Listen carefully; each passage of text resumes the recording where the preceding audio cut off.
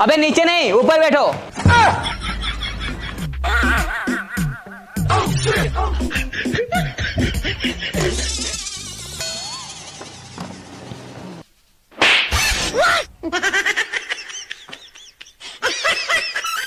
छोटो, इन लोगों के लिए दाल भात लेके आओ और हम लोगों के लिए मुर्गा भात। साला अभी जंगली जानवर खाने से मना कर रहा था और अभी अपने मुर्गा भात मंगा रहा है। अबे इधर मुर्गा भात चलता है। हाँ तो उधर जंगली जानवर चलता है।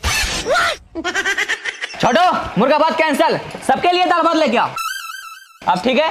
हाँ अब ठीक है। साला इन लोगों के चक्कर में अब हम लोगों को भी शाकाहारी बनना पड़ेगा। हाँ भाई।